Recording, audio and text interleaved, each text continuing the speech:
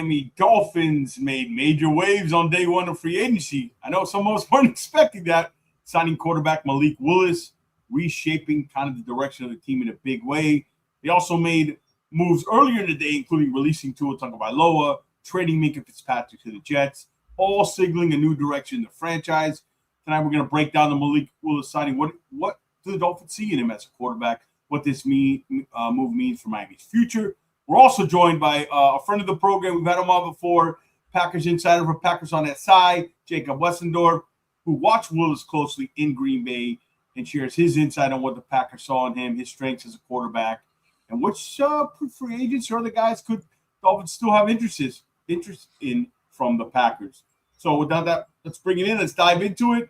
I mentioned, of course, Jacob, thank you for joining us, and of course, my co-host and co-pilot, Mr. Jason Sarney. Gentlemen, good evening. How you doing?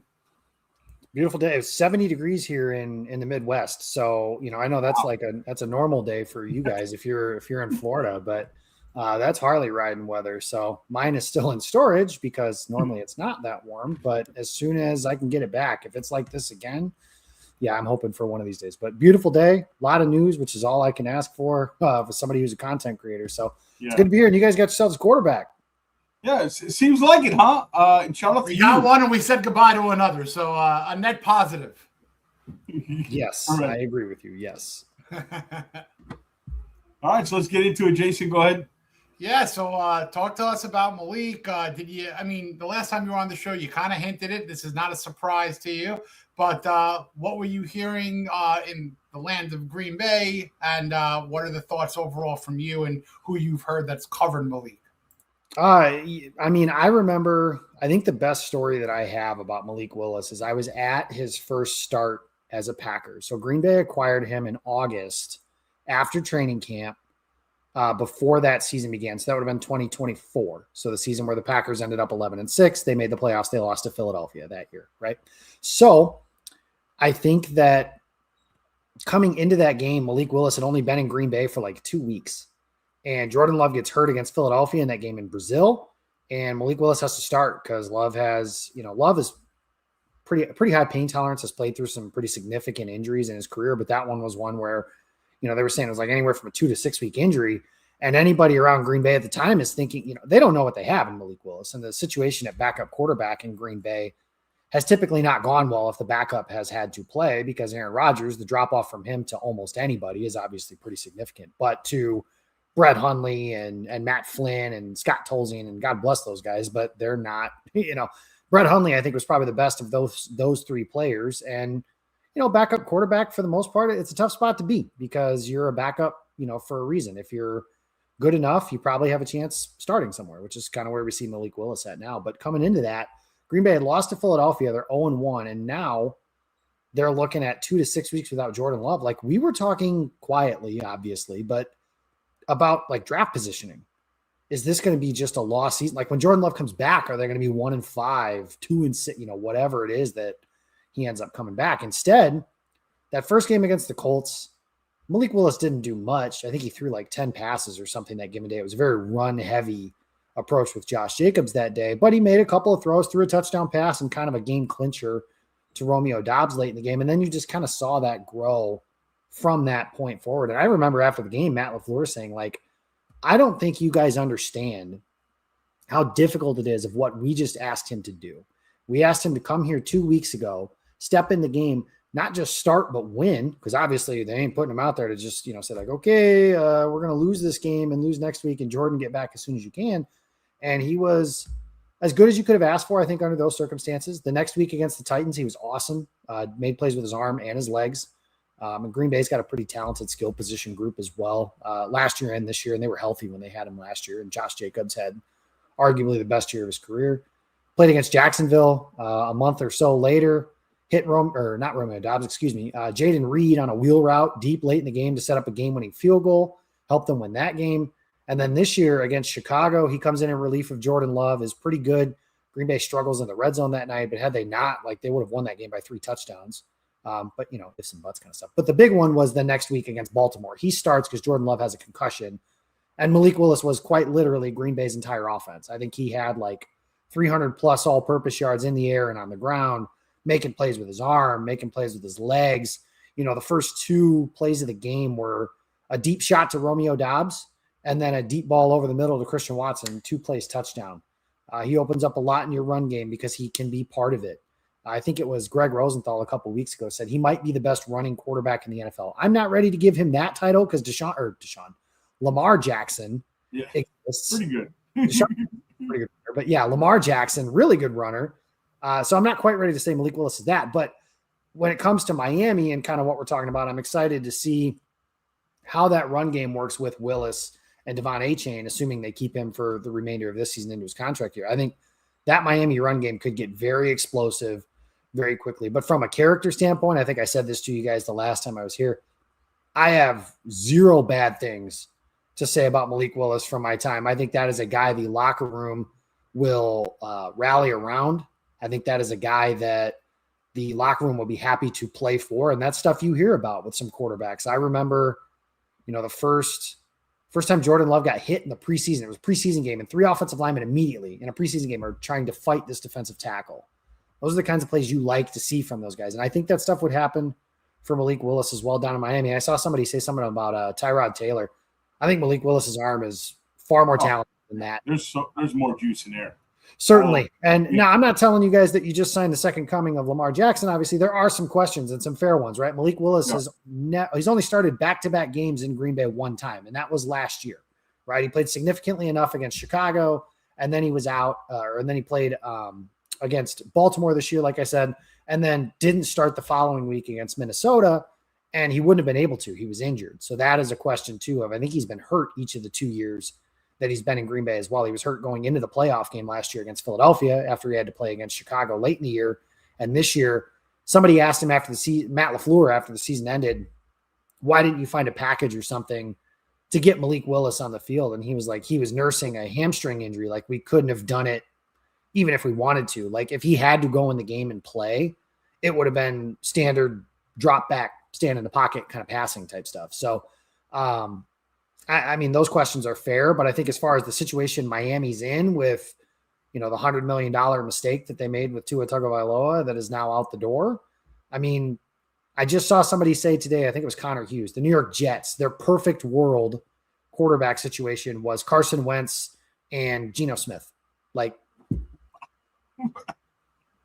maybe Ty Simpson.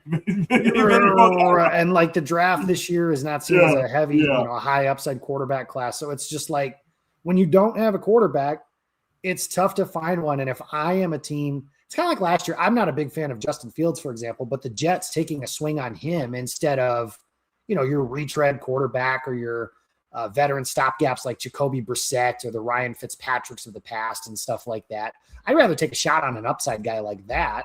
And a contract you can get out of, which Miami will be able to do that, and figuring out those kinds of things. So I would rather them do that. I would rather my team, if I was in that position, do that than sign a guy that like, okay, the best we can hope for with this dude under center is 9 or 10-7 now. Like that's just not going to do anything for me. Yeah, and I agree. Just to follow up on people, look, they talk about him as a runner. Malik Willis can throw the football, guys. Like he is, and outside the numbers too. Yeah, wow. Outside the numbers, our offense was limited with Tua with the outside the numbers. Even you were a little better at it. This is going to – I said this when we did a live stream, Free Agent Frenzy. Like, go to training camp because it's going to look a lot different, the ball coming out of his hand. This is a guy who can throw the ball. I was very high in Malik coming out of Liberty. And, look, and you said it best with the Justin Fields thing. We had Chris Greer down here, and I think we were allergic to quarterback competition. Jason, you can attest to this. This is a different approach. This contract, and we'll talk about it, later on, doesn't handcuff them really to keep looking down the road. They're taking it's kind of a bridge quarterback with franchise upside, if that makes sense, right? Mm-hmm. That's how I look at it. If all the guys were available, this guy's the one you say we might have one. So great point. I wanted to ask you something. Shout out to the chat, by the way. Great questions. We'll try to get to them. Guys, make sure you hit that thumbs up, subscribe to the channel. Again, we get to 3,000 subs. We will give away a draft cap. Dolphins draft cap after the draft. So let's get there. Help support the channel. We appreciate you guys. All right. Hafley mentioned, I think it was on the Maccabee show, that Schrager talked to Hafley, and Hafley said, I seen this guy every day in practice. I faced him every day. Mm-hmm. Did you hear any stories like from players or from like, hey man, this Malik Willis, like whoa, there's something there. Like from the defensive guys, there's that small talk in the locker room, or even Halfley himself. Yeah, so I remember a story that Andrew Brandt told when Aaron Rodgers was Brett Favre's backup, how Rodgers, like his second or third practice or something like that, he rolled to his right and he threw across the field, like 60 yards down the field to Greg Jennings. And Ted Thompson kind of looked over at him. Ted Thompson, by the way, if you guys know anything about it, the driest personality like ever. And unless you got him like in a private setting, but in front of a crowd, the driest person ever, God rest his soul. But he looks over to Andrew Brandt and he winked at him and was just kind of like, yeah, we got our guy kind of thing. And then with Malik Willis, I think the biggest compliment that was given to him during the season was Matt LaFleur during a press conference. He said something along the lines of, we can run the same offense with him that we can with Jordan Love. Now, you think once upon a time when the Dolphins had Dan Marino, and if he missed a game and their backup came in, they're not running the same offense. They can't because it's Dan Marino, right? That's not to say Jordan Love is the same caliber of quarterback as Malik Willis, not a great quarterback or whatever, because I don't think that's true. But that Malik Willis understands the offense enough and is able to run and execute what they want them to do to where, other than that first game against the Colts, like I mentioned, you don't have to put everything into a shell and, man, we better be able to run it 35 times for 150 yards, or it just really is going to be tough sledding on offense today kind of thing. And, the guys in the locker room, Josh Jacobs, Tucker Kraft when he was available and had to play, Christian Watson, Romeo Dobs is another guy, like guys that have just all spoken very highly of him, is just saying, we got 100% faith in him. And it's not lip service, right? Like there's a difference when you can hear it too. And like guys' voices of like, if just to use a Packers quarterback example again, if Clayton Tune had to start, he started one game for Green Bay this year and it was not good. And if you had to ask him during the week, like, hey, could he go out and beat the Chicago Bears this week if they were playing? They'd be like, yeah, we all got to rally around him, and we're confident he can do whatever. You would be able to tell very quickly. But these guys, it was genuine, and I think that, like I said, they thought that they could run all the same stuff with him. That's as big of a compliment that you can give him as possible. And you guys know the deal with Mike McDaniel being there, kind of a similar offense to what Matt LaFleur runs in Green Bay. Not an easy system to learn. So for him to pick it up as quickly as he did in that short period of time, not just last year, but, coming into even this year as well. Again, considering the situation that I saw from afar in Miami with Tua talking about guys need to show up to meetings and then him allegedly being late to one, like the next day or whatever that situation was, like it is a very significant upgrade from, I think, how he'll be received in the locker room compared to his predecessor. That sounds good. I want to get to the price. Is this what you expect? Because we had shows, Jason and I, we said, look, if it's around that 20, they got a shot. If it's this 35, 40 stuff, I don't think they go there. Is this the price point you thought? It comes out to about 22, or is it a little lower than you thought? A little lower just based on what had been reported. I think what made sense was a souped up version of Justin Fields' contract from last year, which is basically what this is, 20 plus mil, just an extra season added on. And he had that familiarity with Miami. I don't know if there was another bidder who was maybe higher, and did Willis choose Miami due to the comfortability with Halfley and John Eric Sullivan, but we'll never know that. But I think the other thing that kind of helped Miami was that the Raiders had a boatload of cap space, right? But they have the number one pick. They're picking a quarterback, right? Yeah. So Malik Willis isn't going there.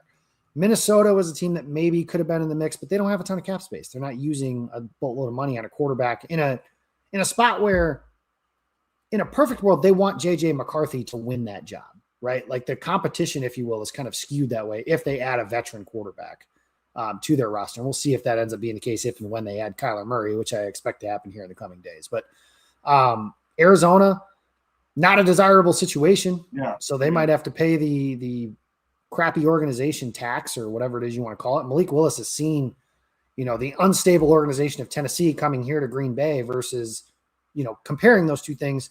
I think Malik Willis, if anybody, should understand what a situation can do for a quarterback with that. So I think Miami was kind of helped by the fact that a lot of the suitors who could be in there just didn't have a ton of money and space to maybe be as motivated to grab some of those guys. Cause like Cleveland, not happening. The Jets, that would be another team that probably has to pay the stupid tax or whatever you want to call that. I just called that thing. So I think Miami was helpful in that way that they were able to do that. Yeah. Quick question. I know, Jason, you want to go. We had a question about Arizona. Do we know if it's true that Arizona offered 2 for $60? Have you heard that? Or or we don't know if there was what the offers were, if anything that came in. I haven't heard that. That wouldn't surprise me, just because Mike LaFleur is Matt's brother, and Matt has obviously spoken glowingly about him. So if he's got some sway there, but again, Arizona might be the worst organization in the NFL, to the point where, I mean, if you are signing there, it's because of weather and wanting to live in Arizona more so than it is playing for the Cardinals, I think. So, like, a lot of Dolphin fans are calling this, Green Bay South, the Miami Packers, of course. Now, Sully and Hafley, John Eric Sullivan and Jeff Hafley, obviously had major influence in this decision. If you want to put yourself into a hypothetical situation, if they weren't the battery here, the GM and the head coach, do you still think Malik Willis comes to Miami, or do you think that it was so important that it was Sullivan, Hafley, we're going to go bring our guy with us here? Yeah, it didn't hurt, I think, having those two guys here as the battery, like you mentioned. The question, I guess, that would be, if they didn't come to Miami, where did they go? Because I think it was by the end of the season, John Eric Sullivan, we all thought he was getting a job last year. So him being available for Miami this year was, I think, a big deal for them. And then Jeff Hafley, where does Hafley go? Is that something that's quarterback needy, or does he go somewhere where they don't need a quarterback and kind of figure things out from there? I do wonder if maybe somewhere like Pittsburgh would have been attractive to him if say those guys weren't there. I don't know if Pittsburgh was even on the market. It looks to me that they are letting Aaron Rodgers dictate their offseason decision, which I understand that. It could be the Cardinals. Oh, man. When they just said, Gardner Minshew, and they have Jacoby Brissett, they're saying he's a starter. Go ahead. Sorry. But the thing with the Steelers to me that's interesting is just that, like, you're the Pittsburgh Steelers. Why are you allowing I would understand it if Aaron was in his 30s and winning the MVP like he was, but they scraped to 10-7 last year. They had to win the division against a Baltimore team in the last week of the season and got blown out in the playoffs. Like, I know you don't have an answer behind Aaron Rodgers at the moment, so that's interesting. But to finish answering your question, I think the situation was a huge deal for Malik Willis. I think he's seen what it's like and he's talked about it somewhat candidly too, about how the Titans just kind of tossed him in the dumpster and had nothing more to want to do with him and everything like that. And I mean, some of that is the Titans. Some of it is Malik didn't play well. Maybe Malik wasn't ready. I don't know the full situation of what went on in Tennessee with him, but I do think that, I think I said this to you guys last time too, where if he was going somewhere, I think he wanted to go somewhere where, Quinn Ewers is not pushing him to be the starter. Who's the other quarterback here in Miami now? Like, whoever that is. That's really it. I mean, they're going to probably draft someone too. There's two guys in the room. Yeah. Insert Taylor Green, insert Drew Allar, insert Cole Payton. Sure. So any of those guys are not going to be pushing Malik Willis for the job versus just the example I gave earlier with the Raiders. If he goes to the Raiders, Fernando Mendoza is going to replace him at some point, whether it's next year, whether it's game 4, but like the first time he throws an incomplete pass, that's going to be the conversation one. So here in Miami, he'll have the support. He'll have people who know him. I think they'll add around him. And there is still some talent here in Miami offensively. One of the reasons they were considered a disappointing team last year, you have this offensive coach who was a highly sought after offensive coordinator candidate when the season ended up with the Chargers. Then you have, Jalen Waddle's obviously still here. You've got A-Chain, who I mentioned as some of those guys. Last year they had Tyreek didn't really do much, but still they have had skill position talent, and they have room to add some guys here with, early draft choices and some of the stuff they'll be able to do here in the offseason still. So I think that situation here was a huge part for Malik Willis in wanting to come to Miami.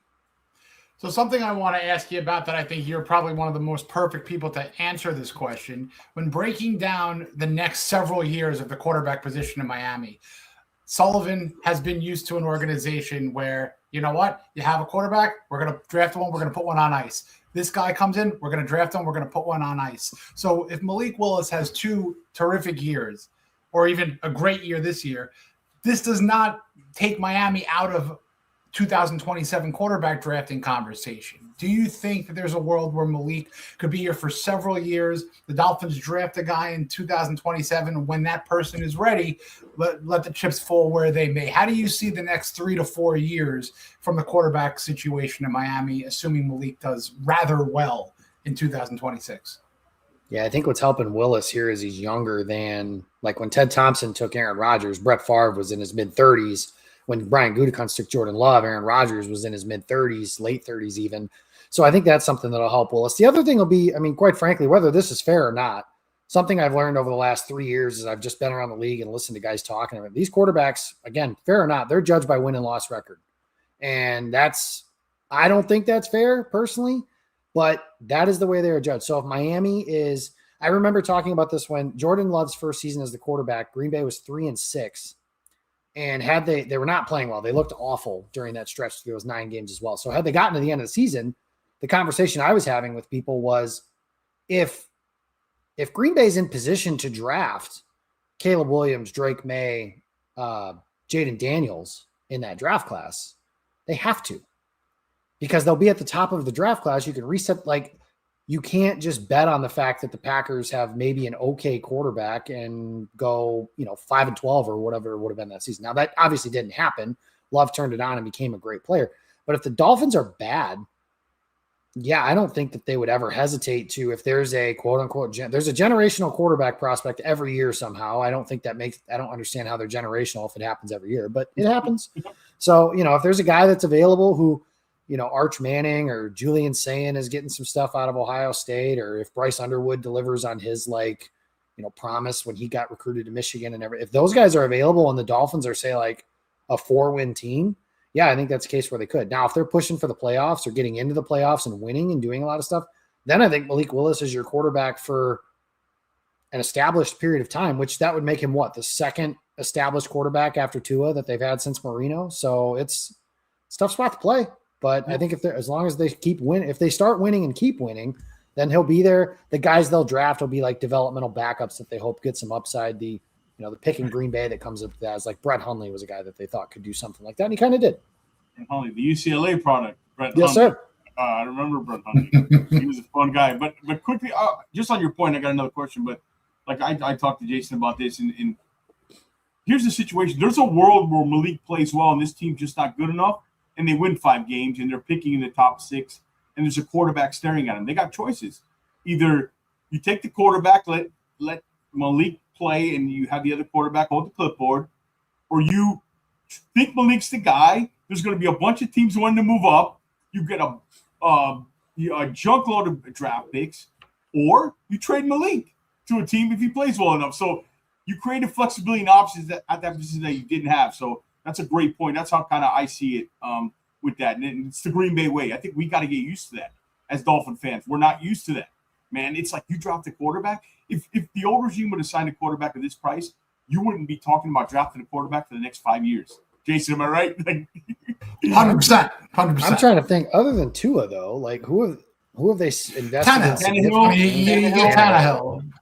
Yeah, we had 15 years of listen. We've had 15 years of it, and we probably knew praying the wrong guy was the guy. Jacob, we probably knew in a total between the two guys in 4 years that they weren't the guy. We ended up almost 15 with them. So, but I kind of wanted to jump back and shout out to the chat, guys. You guys are lively. We'll get to your questions. We appreciate it. We have Jacob Westendorf from Packers on SI. We had him on before. He predicted this signing, what happened. He's giving his insight on Malik Willis and the rest of the Green Bay guys maybe they're looking at. So make sure you subscribe to the channel, hit that little bell. We appreciate it. All right, so a lot of talk about Waddle, A-Chain, there's all the rumors. But I have a question because I kind of went and did some research on the athletic threshold in Green Bay. And under Gutekunst and Sullivan, they haven't had a back under 208. How real is that? Is that real?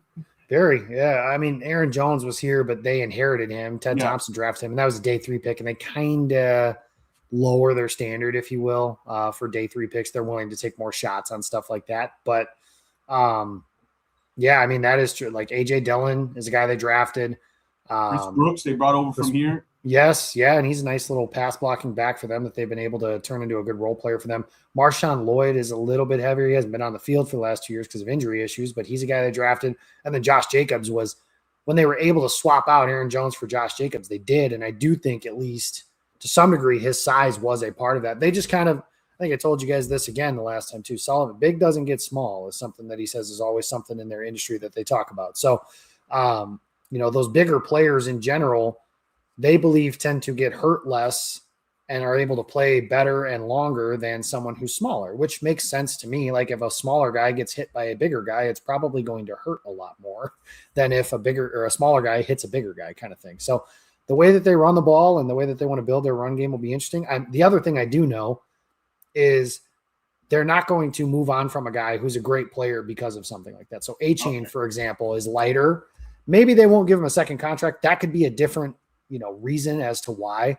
But if they think A-Chain can be their runner for the future next to Malik Willis, and I really do think that's something that could be just dynamic with those two guys, I would not be surprised if Miami tried to keep those guys around and keep them together. I actually think Waddle is one. If there's going to be a move, it'd be more. We talked about it. We got plenty of time to talk about it. But yeah, the comments fast get slow. Big doesn't get small. He already said that. I know you have a question, Jason. It's kind of tied into one of our chat questions for Lo-Fi. Go ahead. Basically, today with the flurry of activity, one name has not signed anywhere. Mm-hmm. And that is Romeo Dobs. And he's a 6'2" wide receiver from Green Bay. What are your thoughts about the Dolphins' potential? They have to do work with getting some money in the cap. They're probably give or take $500,000 or $1.5 million, in cap space. And that might have even been before the Greg Dulcich re-signing. So they don't have a lot of money right now. But if the Dolphins are able to get some money, do you think Romeo Dobs follows Sullivan, Hafley, Malik, and really play on this Green Bay South theme here? Yeah, I'm a little surprised Dobbs doesn't have a contract yet, because I had read the other day that San Francisco and Romeo was like the worst kept secret in the NFL. And that wasn't apparently the case, because maybe San Francisco thought that before they could get Mike Evans. And once they got Evans, obviously they're not doing the Dobbs thing if they can do that. But Romeo, to me, he's played extensively pretty much all 4 years. He was the first of the rookie receivers to really gel with Aaron Rodgers. So Aaron Rodgers' last season in Green Bay was Dobbs and Christian Watson's rookie season. Dobbs caught on a little more quickly that year, kind of hit the rookie wall, and then, kind of built that trust and rapport with Jordan Love over these last 3 years. He has 2 career 100-yard receiving games. Both of them are in the postseason, so I personally think that's kind of funny. Had Green Bay not fallen apart against Chicago in the wild card round, we would be talking about Dobbs as a hero of that game, because he had 100-plus yards receiving and also had a great one-handed catch on a scoring drive that ended up with Matthew Golden's first career touchdown. But he had a big-time play that kind of helped set that up. He's a solid player. I don't know if he's a great one. I don't know if he'll ever be a great one. And that's okay, though. I think if they keep Jalen Waddle around for the foreseeable future, which you guys kind of talked about, I would be interested to see if that is part of the plan. But I do think those two would complement each other relatively well. Dobbs is one of those players, the way I've described him for Green Bay is Green Bay, I think, is right to let him walk. They have Christian Watson, who they want to re-sign. They have Tucker Kraft, who they want to re-sign. Jaden Reed is a player who's still here that could be a free agent in the coming years. Like, at some point, and they could draft another one. And they drafted Matthew Golden. That was the other one I didn't get to. But at some point, you run out of guys. Like, you can't pay everyone, as they always say. You run out of those guys. Dobbs is a guy, though, who they're going to let walk, and they should. But there is going to be a game next year where they struggle on third down or something to that effect. And you're just like, man, you know what? They really missed Romeo Dobbs in that game. Really good player in the red zone. I think he led the team in touchdowns each of the last 3 years. I could be wrong on that, but I know he's been toward the top of the team for some of that stuff. But good player, not a great one. Probably will get paid like he was a really good to great player. Although since he hasn't signed here with the first, 8 hours of free agency or whatever, maybe he'll be a little bit more of a bargain. But the one sticking point could be, and I have heard this was like the end of it for some people in Green Bay's organization, was last year, so 2024, he went AWOL. He missed practice for 2 days. They didn't know where he was, and was suspended for conduct detrimental to the team. Now, for everything that happened this year, it looks like that was water under the bridge, but I do know for some people in the organization, that was the end for them, to where they would say, I'm not giving a contract to this guy, where that has happened and potentially could happen again. Now, again, to Dobbs' credit, recovered from that, kind of owned it, moved on, no problem since. But that is one thing that did happen, and it was a dispute over his role in the offense. So kind of the Keyshawn Johnson, just give me the damn ball kind of thing. He never said those words out loud or anything like that, and kind of just gave some canned answers and stuff when he was asked about it. Talked about a lot of different things, but the reporting from my guy, Bill Huber, Packers on SI, was that it was frustration within his role in the offense. So that's something that could be, if Eric Sullivan and Jeff Hafley are still like leery about that, that could be a thing. Prime. Well, there were a lot of, in fairness, there are a lot of targets, a lot of mouths to feed. In Miami's situation, I threw this stat out there a couple of days ago. Of contracted wide receivers still on this Dolphins team, 2 of them have received over 10 targets from last season. So they need bodies. So this is a situation where if any free agent comes on in, they're the de facto number 2 and could be the alpha if they get rid of Waddle next year if they're 1-4, 1-5. So there will be probably a lot more targets for whomever is the next receiver that joins the Dolphins. And it's a great draft, too, especially for bigger guys. Like, we joke about Bryce Lance looks like Christian Watson clone. Me and Jay said, if we had a bet on a guy being a Dolphin, one of the receivers, Bryce Lance out of North Dakota State, he fits the threshold. He just looks like Christian Watson, man. You know what I The mean? colors, too, fit, too, if you really want to think about that. The North Dakota State and the Packers, the theme fits. They loved Christian Watson in that draft. Yeah. Like, they would have taken him. They tried to move up to the end of the first round with Minnesota. Where was he? In the early second, right? He ended up in an early second, but Green Bay was trying to trade to the pick that Minnesota ended up using on Lewis Seen, I think, from Georgia. Green Bay was trying to get to there to take him. And they had already taken Quay Walker and Devontae Wyatt in that first round. So they had 2 picks that year, and they were trying to get back into the first round to take Watson. But then I think it was, two picks into the second round or whatever, they moved up and got Watson. And they all in that organization speak so highly of him. So if Lance is anything like him I got friends in the North Dakota State program that all speak very similarly about him as well. So I think that would be interesting. I'm curious to see where he ends up because my buddies in North Dakota State say – like top 75, top 100 player. But he's the combine. He's going to be a day 2 player. I think he's a 3rd round pick, and even has a chance to elevate himself late into the 2nd round. The Dolphins pick 75. He's somebody they could target. There's a bunch of guys, but he just looked. I mean, because Green Bay wouldn't take. I don't think the Christian Watson clone. They already got Matthew Golden, so like I could see the 49ers being interested in him. The Dolphins, you know what I mean? So. Like, these are the type of teams, but yeah, he's so similar. And while we're on that subject, because you're familiar with it, do you think they take a player like Ruben Bain with the arm length issues? Like, how does it work over there? Like, because I really did a lot of research on the threshold stuff, athletically. Do they okay, he's a great player, but are they really strict on, hey, you have to have this, you have to have that? How is it? Because they go for the Van Nesses of the world, kind of edge rushers like how do you think that would work with Ruben Bain? Because there's chances they're staring at him in the face at number 11. However, me, I would take him, but I'm not your general manager, thankfully for you guys. But that being said, there's a lot of things. It's kind of funny because over the years, the thresholds in Green Bay have become like this talking point, and people fight over who quote unquote discovered them. Yeah. To which me, the answer is it's Ron Wolf. Why are we arguing? We are peons compared to Ron Wolf. What are we even doing? But that's part of our draft guide that Jacob Morley, Ross Uglem, and myself put together is who their types are, who they've tended to take and stuff like that. But over the years, since Goody's been here as the general manager, it was always, well, they won't take an inside linebacker in the first round. They took Quay Walker. They won't take a quarterback. They have Aaron Rodgers. They took Jordan Love. They won't take an older defensive tackle or an older player in general. They took Devontae Wyatt. They won't take a receiver in the first round, which was famous for the last 5 years. They took Matthew Golden. Some of them have been broken. I think the one big one that I don't ever want to say never, but is highly, highly unlikely to ever be broken is they won't take short cornerbacks. And that is all the way back from when Ron Wolf took Terrell Buckley in 1991, 1992. Oh, T-Buck from the Dolphins too, man. The gambler. Yes, T-Buck was a historic draft bust in Green Bay, and he was short. And that was kind of what inspired these thresholds. The closest they've come to doing that in recent years, they took Jair Alexander, who Gutekunst even admitted during the press conference after they drafted him. He basically said he was right on the line of a guy 5'10", 5'10" and 3/4, 3/8, something like that. 181, 190 or something like that. Yeah. Typically they want 5'11" and 190 and up. They definitely care about your density and stuff like that. So the arm length is something they could talk about, but that was something people said that Jordan Morgan, for example, was going to be a guard in Green Bay because of his arm length and all the stuff, the conversation that's gone around that. Jordan Morgan is going to be their left tackle in 2026. Now, for better or worse, we'll see if that happens or see how that works out for them.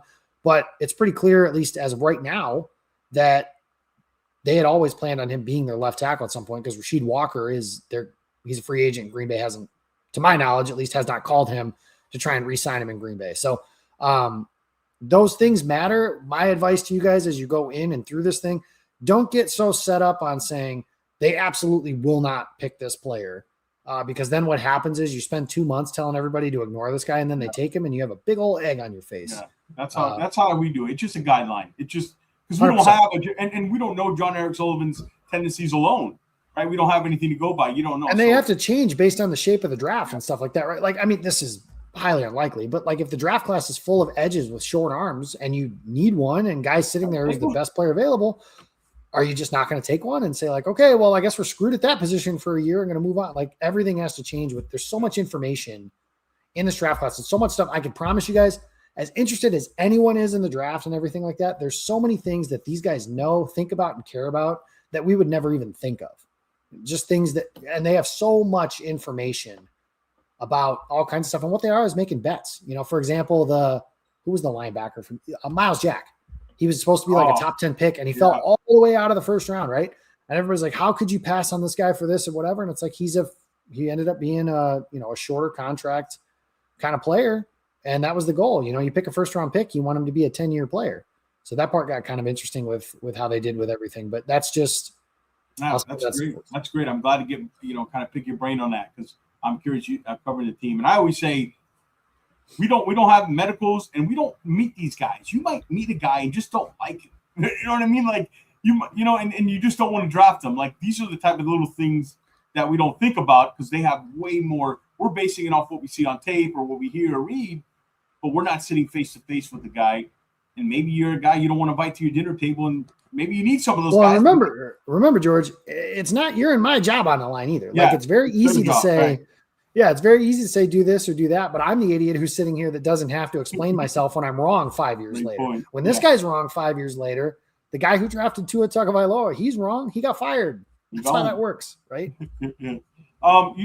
You said something about the offensive line. They released the center today, Jenkins. Yep. What went behind that? Do you see somebody you think the Dolphins could have interested with Hafley and Sullivan? What was the reasoning you think behind that release? Yeah, so Elton Jenkins last year was a left guard. They moved him to center this year, and that was supposed to be like to help extend his career. They said they thought he could be an all-pro center. He did not play very well before. He broke his leg against Philadelphia in November and missed the rest of the season from there. The Packers re-signed Sean Ryan on Sunday. So they're starting 5, if you will. Jordan Morgan, Aaron Banks, Sean Ryan, Anthony Belton, who they took in the second round last year, and Zach Tom are all kind of in place. Jenkins saved them about $20 million in cap space by releasing him now.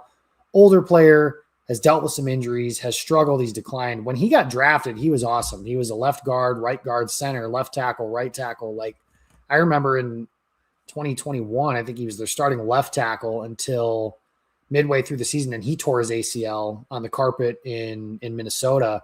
And when he came back, their thought and hope was that Bakhtiari would be the left tackle and that Jenkins would be the right tackle, and that they were kind of set there and would build from the interior. That didn't work. Eventually, Jenkins got moved back into guard. That ACL injury sapped kind of some of the athleticism that he had. He's just kind of struggled the last couple of years. I think with some of the market that's gone around with center, he'll definitely get a position. I think people are going to pay him to be a guard. That's where he's had his most success over his career.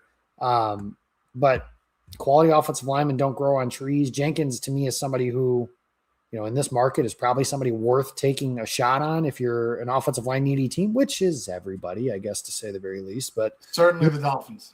If you need somebody who could start at left guard, then yeah, I mean, Hafley's been here for 2 years. When Jenkins was here, Jenkins was not a team captain, but was pretty damn close. Like if they had 5 captains on offense, he probably would have been one of them. So, just kind of take that for what it is. And as you're trying to establish a culture and stuff like that in Miami, one thing I could tell you about Jenkins from my experience with him, which is relatively limited. Admittedly, this year he wasn't around very much, but always accountable, always up front, would tell you when he played poorly, would tell you why he played poorly, like what he didn't do or anything like that. So as you're trying to build that winning culture in Miami, you obviously don't want him to be explaining why he's playing poorly very often, but you do want that level of accountability, that leadership and everything like that comes with that group. I think the offensive and defensive lines for teams are where the personality of your team is built.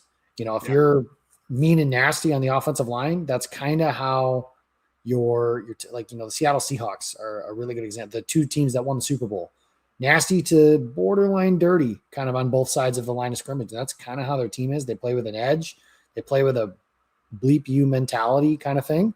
And that was something in the reputation from afar, again in Miami, is that 4-letter S word, maybe a little soft. Oh, yeah. So something that they could use, I think, somebody who could kind of change that culture for them. I don't know if Jenkins would do that entirely, but he would help their offense, even as a stopgap, as somebody you draft to try and replace him.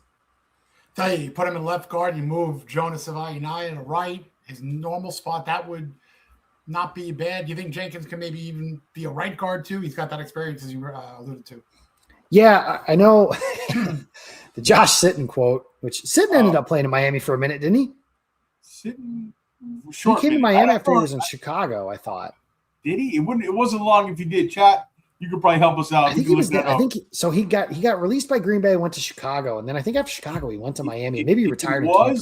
If it was very short stay. He played a year. I think he played a year. Yeah. Okay. He ended his career in Miami, to tell you the truth. I think that's right. So the reason I bring him up is because they asked him what it was like switching from right guard to left guard once, because he did it before the season started, and he famously said it's like wiping your ass with the other hand. Was he the originator of that quote? Because I know as far as I know, he is the originator of that quote. There we go. Okay. Moving sides of the line of scrimmage is like wiping your ass. I think he played like 1 or 2 games for the Dolphins, probably. Whatever. Yeah, he did play with the Dolphins. Yeah, not very long. There you go. So you don't want to do that often, but Jenkins, I do think he's interior only. You can't have him play tackle. He could probably play center in a pinch if the center got injured and stuff like that. So you kind of like that. I think he could do all 3 of those spots, but if you want to get the best out of him, plug him in for 17 games at left guard. You probably get a replacement level average to maybe slightly below average. If he has a renaissance kind of year, he could be an above average kind of players too. Yeah. That's great. I know we'll let we know. Jason and I are going to finish up here, but I have a couple more questions. You guys, you follow the draft and with guys on your SI team. Is there a guy at 11 you say that if I were going to pick the Dolphins, I see that guy? He looks like a guy that this Packers regime would take. You mentioned Ruben Bain as somebody who's towards the top of that list. Yeah. I think the culture and the motor stuff will matter to him. The other one that I think could intrigue them, I don't know if he ends up available there, but it's Sonny Styles from Ohio State. Oh.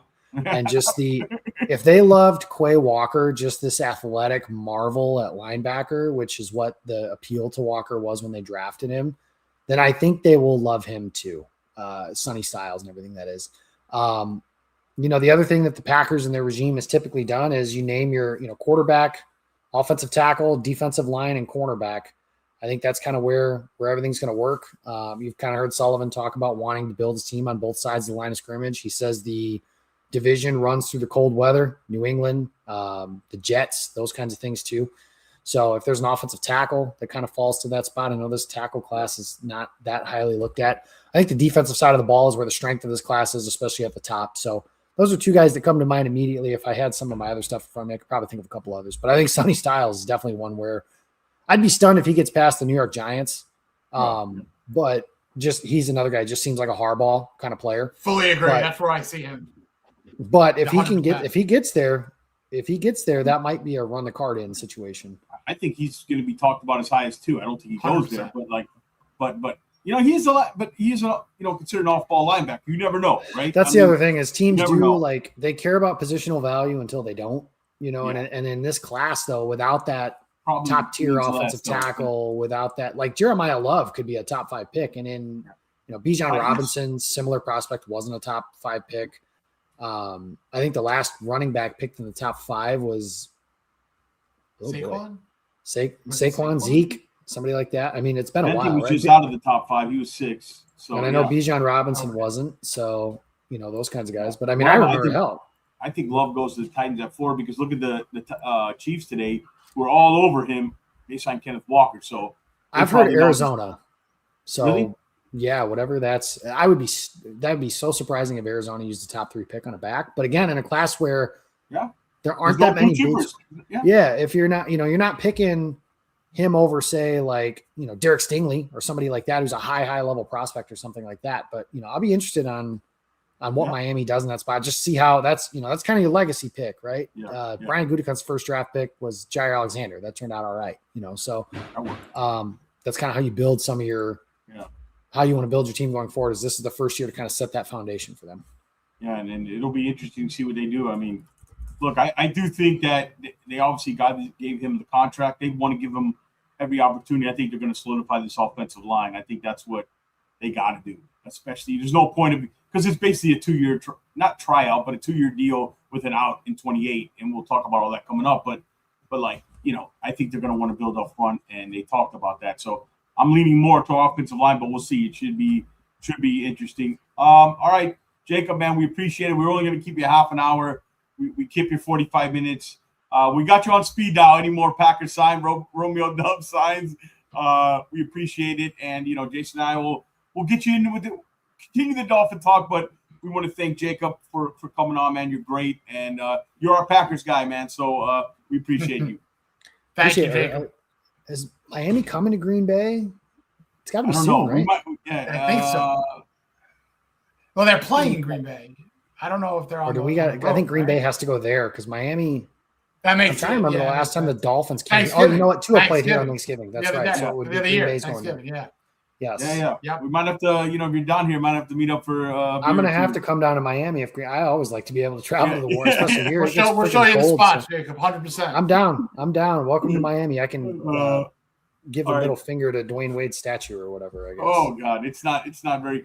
I don't know. Don't even get me on that. I'm a Dallas Mavericks fan, so I don't like Dwayne Wade. That's the reason. Let me so that finals run wasn't nice, but 2011 was beautiful. That's as far as I'm concerned. That might have been the greatest run of any player. That's the only one. That as far as I'm concerned, 06 never happened. 11 did. Yeah. So. You got revenge.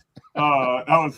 I'm sure you're not a Udonis Haslam fan covering Dirk Nowitzki. You know what? I actually do kind of like him as the guy who's like. You can't not like Udonis. No, he's been there for so. He's one of those dudes that I didn't like him, and then eventually he was around so long that I was kind of like, you know what?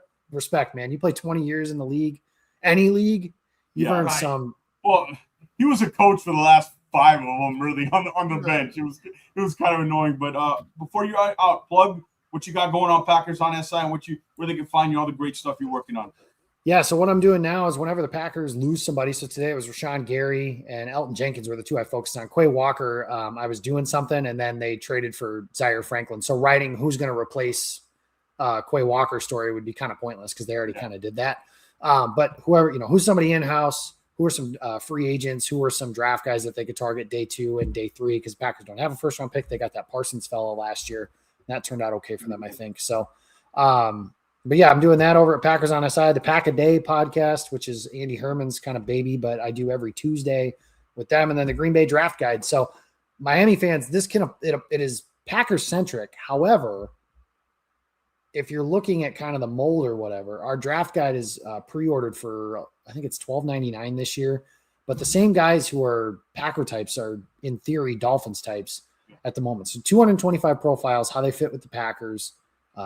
Features, prospect interviews, if we can get those, like just all kinds of different stuff and goodies that we can get in that information. So go check them out. Go get the draft guide. We'll have them on again. Again, if any other news, you're a guy, we'll get you back on. Jacob, have a good evening. Thank you so much for joining us, man. Appreciate you, fellas. Thank you. Have a good night, Jacob. Thank you again. That was Jacob Westendorf from Packers on SI. Great stuff. He's always great to have him on, man. Great insight on Malik Willis. By the way, Cole Strange. I'm getting flashbacks to my free agent frenzy show. Check out our free agent. We had live reaction. Another former Dolphin going to see LA. Yeah.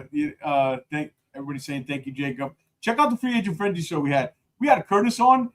It was a hilarious reaction. Curtis didn't even know. He was so busy working on props for his show that we traded Minkah, released Tua, and signed Malik Willis. You got to check out the reaction. All before lunch. Yeah, all before lunch. All right, so again, chat, we're gonna keep going.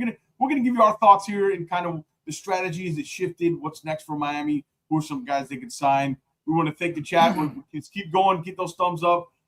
Keep those subscribes. We're gonna give the hat away at 3K. Let's push forward. We appreciate the support. It's been fantastic this last couple months. Yes, for sure. Thank you, everybody. McDaniel's gonna sink the Chargers. Yeah. Who's next? I'm surprised he didn't get Doncic. By the way, we re-signed Doncic today. Great little. This is a good signing. Good couple $1 million signing. 1 year. You keep him home. You let him see what you can do for a full season. I still think that they draft a tight end for the future. Yeah. So it'll be nice to see how this room fills out. But yeah, nice little signing with Greg Dulcich coming home. Yeah. So quickly, I want to just give my thoughts again and you go ahead, Jason, after I've had time to digest the Malik Willis move, and I think people got to look at it through this lens. This move makes sense from every angle. This team was able to bring in Malik on what is essentially, if you forget about all the numbers, it's essentially a 2-year deal with $45 million with very low cap hit the first year. What is it, Jason? Like 1.25. Yeah, right? it's It gives them flexibility. beautifully structured deal. Yes, beautifully. It gives them flexibility. They have an out in the 28 season. From a football standpoint, it's a high upside move. The coaching staff and front office clearly saw something in him from watching him every day in practice in Green Bay. Like they watched him every day. Halfley faced him every day. This deal allows them to evaluate him they're not committing long term. If Malik works out, you may have found your guy without giving up any premium draft capital. Like I said, it'd be a huge win for the organization, a huge first move. At the same time, the signing doesn't handcuff them, Jason. They're going to still draft. As a matter of fact, they'll still draft a quarterback in this draft in the later rounds. And look ahead to what is expected to be a big quarterback draft in 27. If they believe their franchise guy is there, they can take him as well. And if Malik plays well, you keep building around him. If he's solid, but not the answer, you bring in the rookie next year, let him develop behind Malik.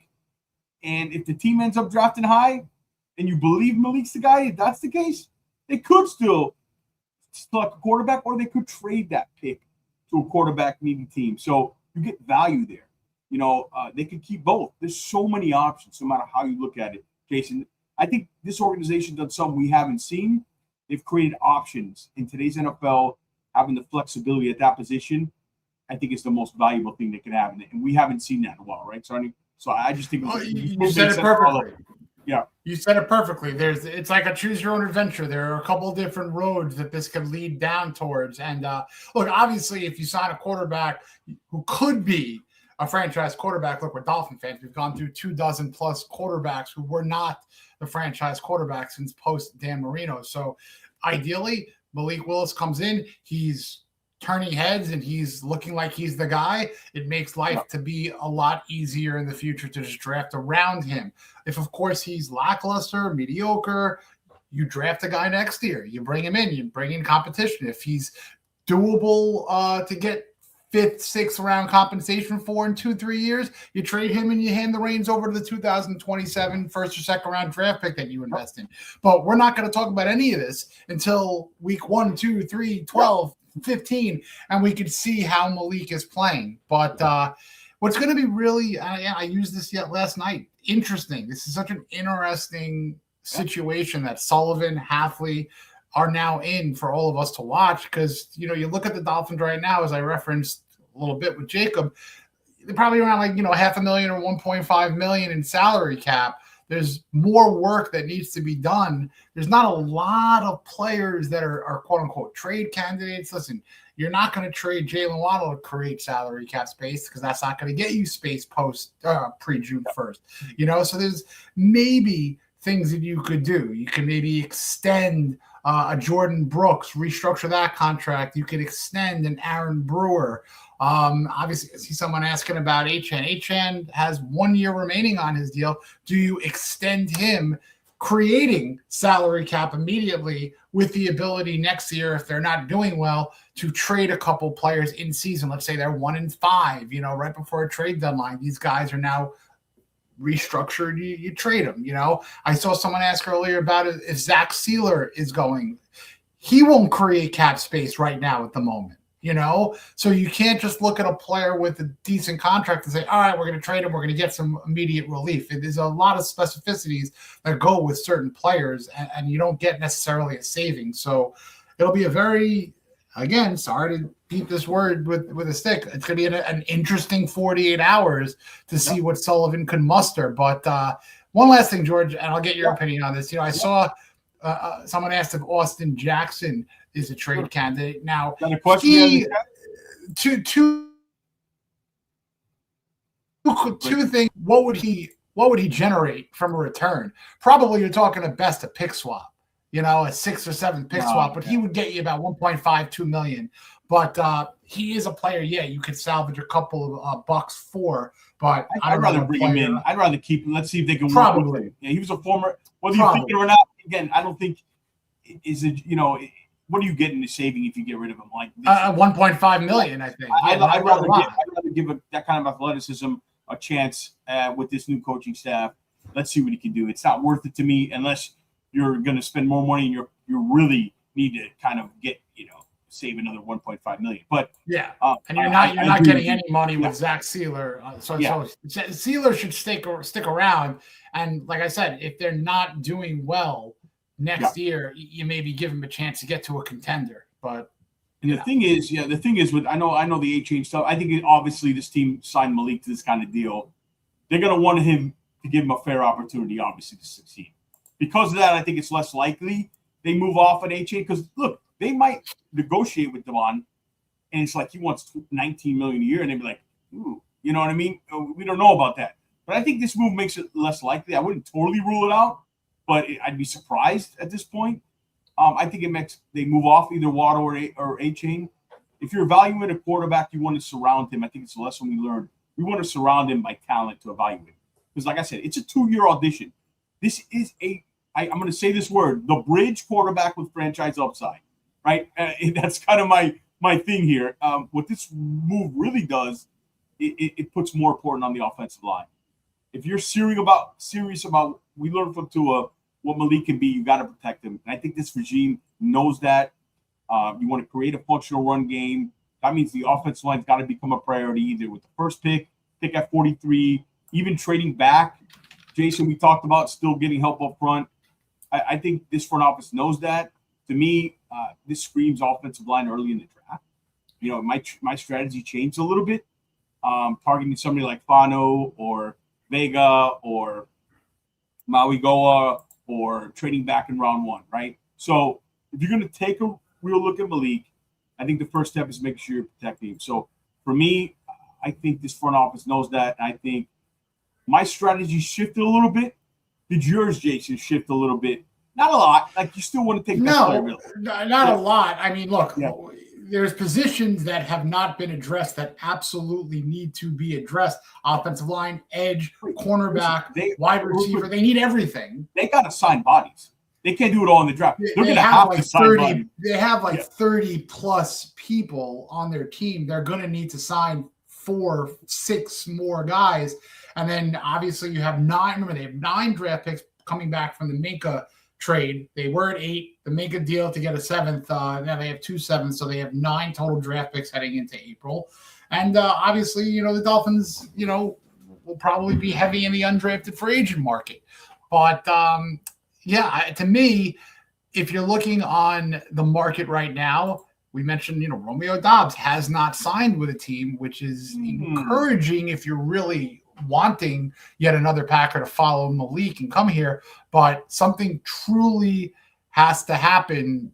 Either a player has to be restructured, extended, dealt. They do not have enough money. They're not going to sign Romeo Dobs for, $1 million this year and then 25 next year, whatever the heck it's going to be. They would have to do something and then still get creative. But, there's a lot of work that still needs to be done. But the draft strategy for me has not changed.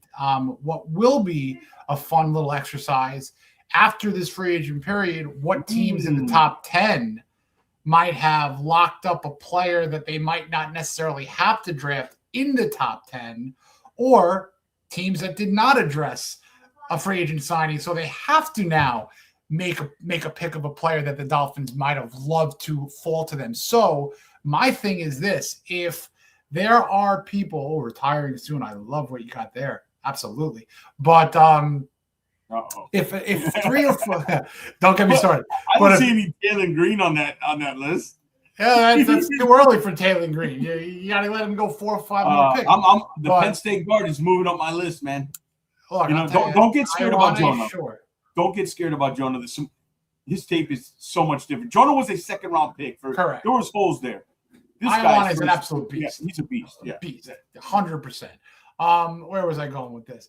But if the Dolphins do not see a Sonny Styles, a Caleb Downs, a Maui Goa, a Fano, I would not discount moving back 5 to 10 slots. because you could still get a phenomenal top 20, top 25 guy. Look, if you move back to a team that might want to reach for a wide receiver or a quarterback, or you get a nice little haul, if you can stack more picks from 50 to 90, if you're the Dolphins, there's going to be a lot of startable, good quality players there. And I think Sullivan should, knowing that they need more bodies, if you move back, you don't want to move back and say goodbye to a phenomenal player just to move back. But if certain players are gone, maybe you make a phone call, or you obviously accept a call and see if somebody gives you multiple picks to move up a couple of slots. I'm really going to be interested in that. So that's going to be interesting. And because you're sitting there at 11, all right, or how many tackles went, right? If one of the tackles, if the UM tackle or Spano is sitting there, do you believe in your board, Spano especially, but do you believe the UM tackle is good enough for you to pass up, not trade back? Because here's the thing what you can do. You talk about not too far. Here's a scenario. I handed sure those guys, Blake Miller even. You want a starting right tackle? Blake Miller out of Clemson tested well, tough as nails, 54 starts at right tackle in college. He's a plug and play for a playoff. You might be able to get him in the second round, though. Yeah, but I think late 20s. So a handed sure, and if you want to go back that far and really load up, you can even get a guy. If you want to go back a few spots, look, I don't know, Vega might be in that 11 range starting. You might not be able to go back too far. So it's an interesting question. Where do they see Delane, the corner? Where do they see, the Chiefs now, right? They might be taking Delane at number 9. So these are things that you mentioned, that the shuffle in the top 10. It's going to be fascinating. And I mentioned to you before the show, the wide receiver. I know this is probably somewhere we won't go, but you could be staring at the best wide receiver on the board, wherever you have it. It's Jordan Tyson, or Carnell Tate. I like the depth of this draft. It's probably where we're going to go, but it's a fair question to ask. To me, I said it's probably a 10% chance. Now it's probably a 15-20 with getting Malik. How I'd be interested in that, but it's a very interesting spot, 11, Jason. If we're having fun, and we always like to have fun on the Fin Faithful, and now we're going to transition into the war room again. Basically, there's 3 or 4 teams that if I were Sullivan, I'd have on absolute speed dial because of their situation. Those teams would be the Browns. Reason being, the Browns can get a top 6 player and get, a trench player, an offensive lineman. And then they got that 24th pick that if they want to move up to Miami's 11th slot and pay for a wide receiver, look, if they want to go up and get Ty Simpson, let them. You know what I mean? Go back to 24, get, additional picks. What do the Browns have? The Browns have 39th, 70th, 107. So if you move back to 24 and you get 39 and 70, let me ask you this. Or 39 and 107 in addition. You might, sure. A team like the Texans are interesting too. Right, look. Forget about A-Chain. A team like the Texans, right? You said, I remember, 28, 38. 28, 38, 59, 69, 106. So in that scenario I talked to you, they're a playoff team, right? They might want to go up and get a Mansour, whoever. They're sitting there. They're a couple players away, they feel like, right? Would you go back to 28, take a Blake Miller, and pick up? They give you 28, 59? Is that, you think, fair value in something else? Or I would, I would take a Honachur there. Or that would be my pick. Insert offensive lineman, Miller, a Honachur, whatever. And you pick up, what do you think? Yeah, 28, 59, I would do. You would need that. to have such conviction in one of these guys. You would, and there might be 3 or 4 other names that you can, throw on in there. Look, if Lemieux drops, Caleb Lemieux. But certainly if you can get multiple picks in the top 60, in addition to moving back, and you get, for argument's sake, if you get, 28, 59, and you need another pick there if you're moving up 16, 17 spot. If you get 28, 30, if you get 28, 59, and 106. Yeah, that sounds about right. That's intriguing. Right. So that's intriguing to me. Let's say you will get a Honachur, Blake Miller, whoever, insert the name. 30 and then 59, you get one of the big receivers. 59, you're going with receiver. or Jacob Rodriguez, somebody like that. You have really highly rated, or an edge player. That's a good deal. It depends. I think if both the tackles are gone, and obviously Caleb Downs is gone, I think Delane is a guy I like, but I'm willing to move off. I'd have a hard time not taking a deal like that. See, 11 to 20 is really difficult because there's going to be misses there. Like, you know what I mean? Like, there's going to be tough picks there. But to me, you could get really a terrific, less headache of a worry of a player in the early 20s or middle 20s if you're the Dolphins and move back. You know, even if it's someone like, you know, a TJ Parker, or even if, let's say, you know, you want to draft very late a Mesidor. One of the safeties, you know, short. Diamond's not going to drop that low. Diamond's not going to drop. You never know. It's a safety, though. You never know, Jason. The safeties. Fair. All right, here, I'll take it back to Malachi Starks. He was like the 12th, 15th best player. He ended up 24th or 27th. Nick on the Warrior was the better prospect. Yeah. So and Armin Warrior went, 38 to Seattle, something like that. Yeah. So, you know, Thieneman's not. I consider those guys better prospects coming out than Thieneman, right? Remember, if you put them in the same draft class, so safeties drop.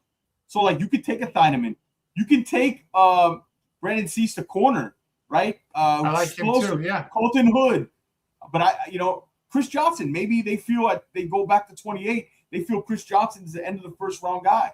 Like those are. It doesn't matter. You're getting a group. You would have 28. You'd have 43. You'd have 59.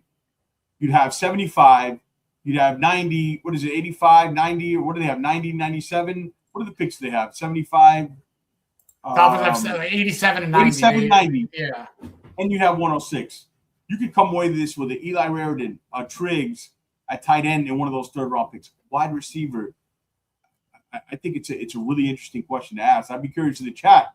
Would you do that deal? Because we talked about Houston because that's the type of team that they one piece away. Maybe they want a Mansour Delane. I mean, they have corners, or they want a Vega inside to protect, or who knows who's there, right? Or Jared McCoy, or whatever's there at 11. So the mock simulator says 11 for 28, 30 or close, but usually I don't know if they. I mean, if they're willing to do that, don't even ask me if they're doing that deal. I mean, yeah, if the Houston Texans, for some reason, want to give up 28 and 38. And you know what we're going to do in our next an mock? Extra pick? Our next mock, we're going to test that out. You know what I mean? Our next mock we do.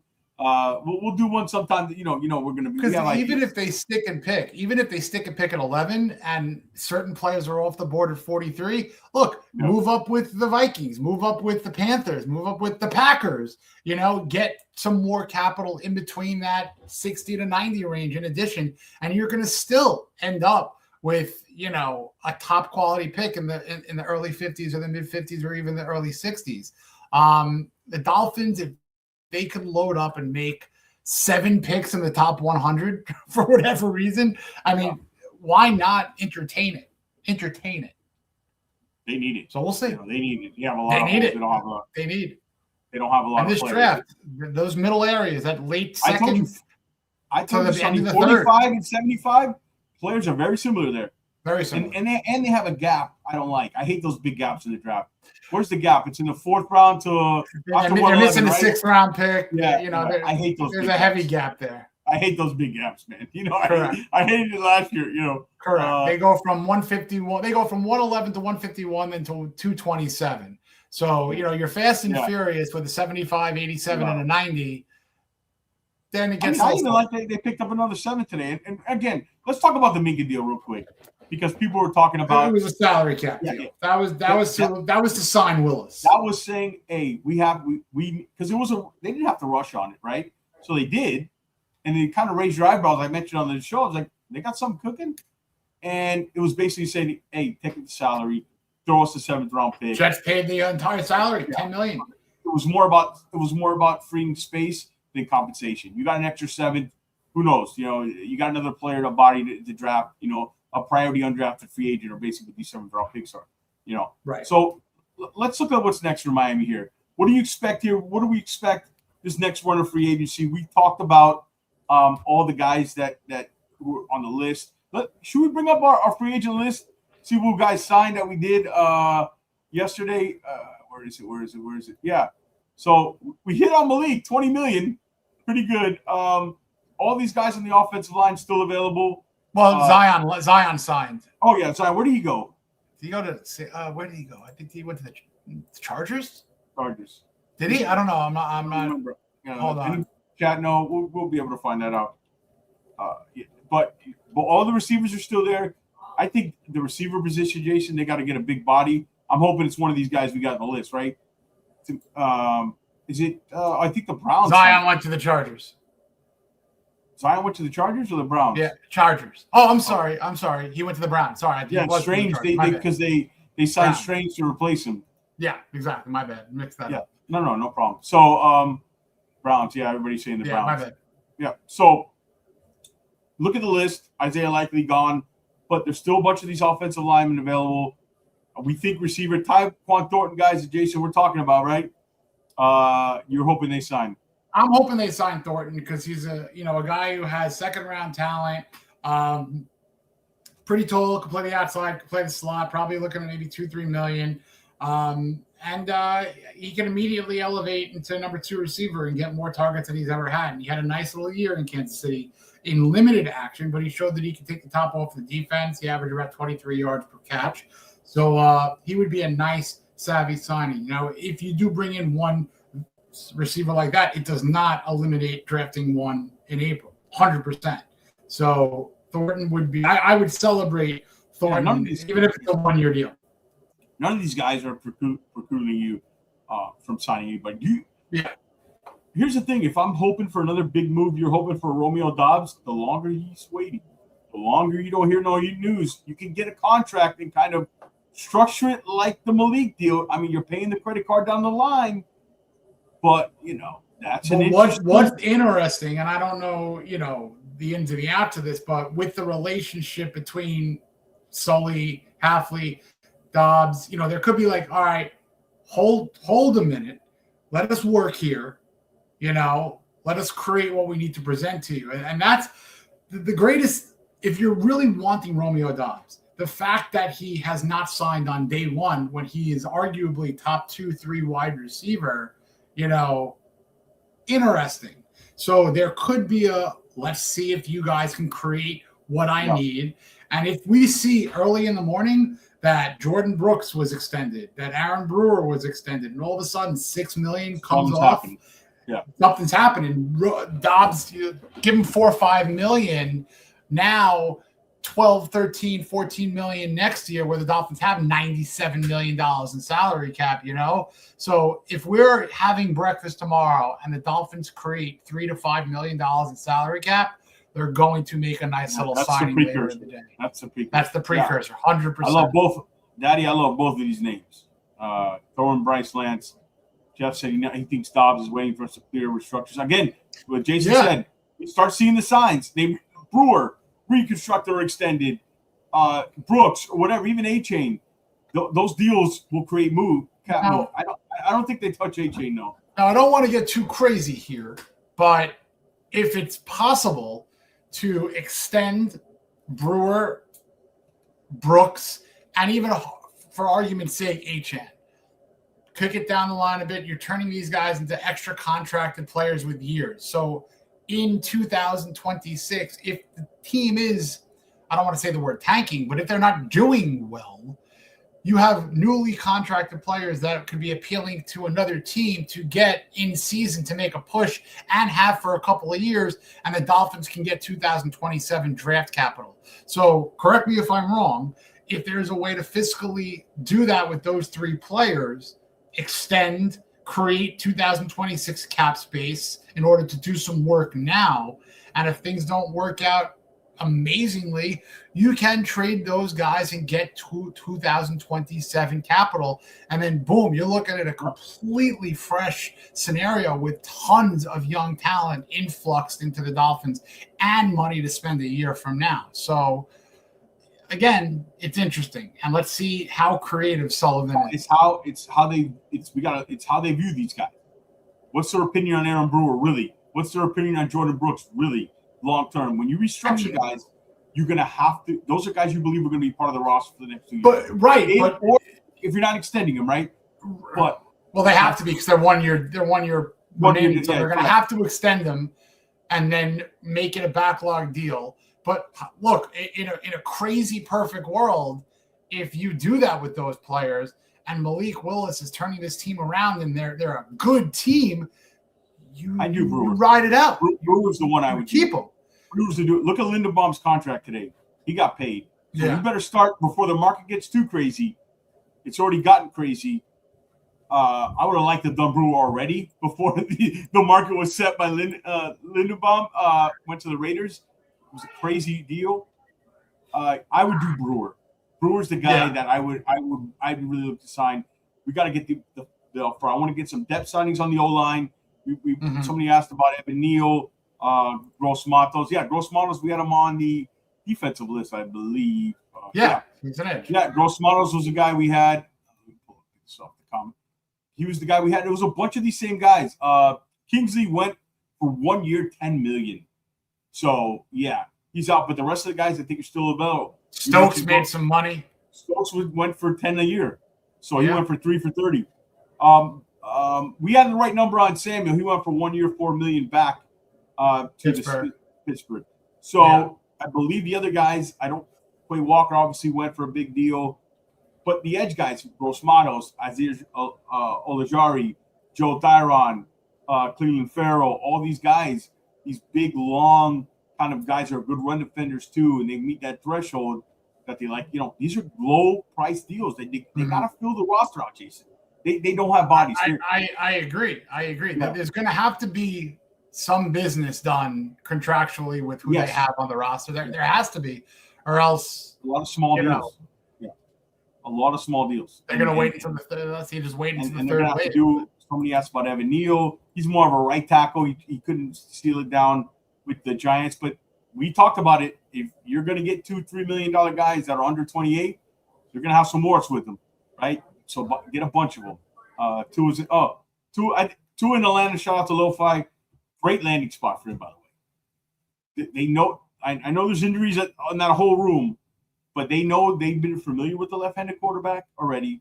It's a dome team. I think if he's got a shot to kind of revitalize his career a little bit, that's a great landing spot. Your thoughts on Tua to Atlanta? Yeah, I mean, you're playing in a dome. You got a rival in the dome. You got, a Florida team that you're playing an away game at. And then the worst scenario could be is Carolina in December where you get some cold rain. You know what I mean? So, it works out. Look, all the best to Tua, sure. But we didn't get likely either. Sorry. No, that was our graph from our graph from yesterday. That was wishful thinking or target. Kind of options we had, and we're waiting. We're waiting for the Georgia Jason post league. What could go wrong? It's coming. This week. Coming. We're going to do it this week. We need a couple more days to see what happens. Yeah, it's coming. Let's get a little. We'll do it on maybe Thursday. Yeah, we got it. We'll have the War Room Thursday. It's a date, guys. We'll do that. It's coming. Now, it's going to be interesting. Let's see if it changes the board a little bit. Pink eye too about to win the Super Bowl. Any final thoughts, Sonny? Before we wrap this up, any final thoughts? Great stuff from Jacob. It was listen. Was this a good day to be a Miami Dolphin fan? Yes. Yeah. I think it was, because there's untapped potential, and as George referenced, if it's not something that's going to be a slam dunk, it's going to work. All right, well, there's a bridge and there's a capable quarterback that we don't know the ceiling of, that we're going to all get behind. We all going to root for him. And you know what? I don't think this team is the worst team in the league right now. No. I don't. I don't like the word tank. I don't believe in it. I believe in drafting properly no matter what slot you're in, because let's look at all the 1, 2, 5th overall picks the last 15 years that have not worked out. Where did Josh Allen go? Where did Lamar Jackson go? Where did Mahomes go? They weren't top 5. A little bit of the teams. Look at where Mahomes went. It doesn't have to be a top 5 pick for a quarterback. If you got the guy who knows how to pick the groceries, obviously, let him. It's not where you pick; it's who you pick. You know what I like about this? Said you play to win the game. Sonny, you know what I like about this more than anything? is they had a conviction on a guy. They weren't afraid about it. They're going to get pushed back. Oh, he only limited amount of snaps. They weren't afraid. They went out, first signing, let's go get him. Because they knew, they believed in it, and they knew, listen, it creates options. And at the end of the day, they can get out of it soon. This was on all angles, you shouldn't not be mad at this no matter what. We don't know what the teams are going to look like. There's a war where this is a 5-win team with Malik Willis. Okay? And you took a shot at a guy who maybe turns out to be really good. You can trade him, keep him, or trade the pick that a quarterback needy team wants because you have your guy. So there's a ton of options to create all angles and flexibilities. That's refreshing to this Miami Dolphins organization to me. So correct. And look, I'm comfortable with going into next year, hoping for development, hoping for improvement, hoping to see a new identity. I'm not going into next year saying, let's sneak into the playoffs. Yeah. That's not the goal here. And don't get confused. We're not saying they're stuck in the middle again. No, this is not you stuck in the middle with a deadbeat head coach, deadbeat GM, being a little, a quarterback you already know doesn't have a future, an organization with no future. You have a new head coach, a new GM, a fresh set of draft picks, a new quarterback. They took the hose and sprayed that building out. Exactly what they should have done. So it's there's hopium, there's hope, or whatever you want to call it. Let's give this a shot, right? There's still a world where you pick in the top 5 or 10 with Malik. So this is good news. This is good news, Dolphins fans. So I agree. I think it's a good way to end it, Sarnie. Man, chat, thank you guys so much. It's been a long day for me, man. We had the free agent frenzy. Thanks to Lo-Fi earlier, and Curtis and Jacob. Guys, go check out that. We had live reaction when Malik signed. Please go check out that video along with this one. Make sure you subscribe to the channels. Give it a thumbs up. Subscribe. Get us to that goal so we can give away the prizes in the hat and the draft cap. We appreciate it. Comment after the video on all our videos and comment and share the video and let everybody know where to find the best Dolphin coverage and draft coverage and Miami Dolphins news here at the Fins Faithful Podcast. All right, guys, for Jason Sarnie, for myself, everybody in the chat, we appreciate you so much. Thank you so much. We are out. We'll see you until next time. Thank you all. Fins Faithful, we're out. Good night.